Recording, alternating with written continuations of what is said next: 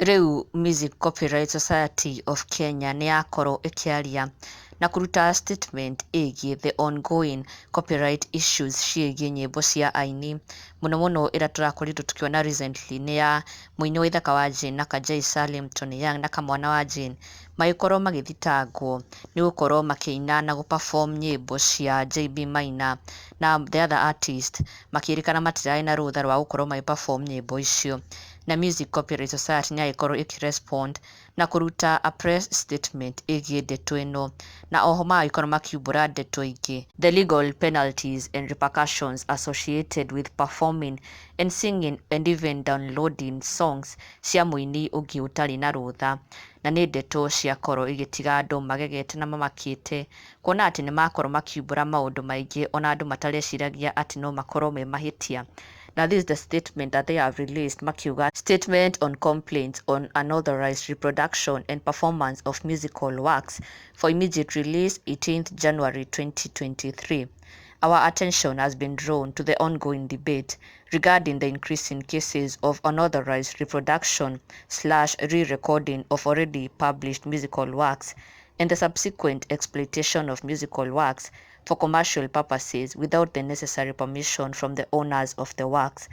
We note that most of the artists involved in these complaints are ignorant of the law, hence the need for us to issue clarification and guidance to avoid protracted legal battles involving our members. We note that this is indeed a grey area that calls for immediate direction, guidance, and further education for our esteemed members. Mcsk would therefore like to take this early opportunity to inform our members and all other persons and entities involved in these violations of the copyright law of the consequences. The Copyright Act number 12 of 2021 clearly states that it is illegal to publicly perform and or reproduce in any form already published musical works without express authorization by the original rights holder in the respective musical works. Section 26(1) of the said Act clearly defines the nature and kind of rights that accrue to the right holder in a musical work, together with the prohibited acts that include reproduction and unauthorized performances. Section 35(1) provides for the infringement clause and the civil remedies available to the right holders whose works has been infringed. Section 38 provides for the criminal offences and penalties that accrue in excess of 1 million Kenya shillings or a 4 years jail term or both. We note that most upcoming artists and media houses have engaged in these obvious infringements, and some have even gone ahead to upload their unauthorized reproductions on their online channels. Mcsk ĩkiuga atĩ aini arĩa magũmĩirwo nĩ thitango cia copyright, the penalties are either 1 million Kenya shillings kana 4 years in jail or even both.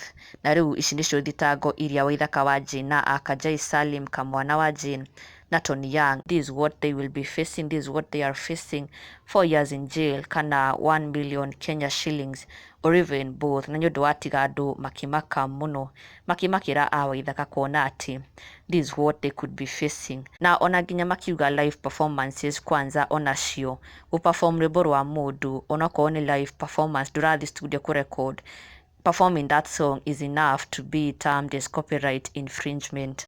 Na ndũgakĩriganĩrwo gũ-subscribe for the latest and trending Kikuyu celebrity news. Never miss an update. Subscribe now.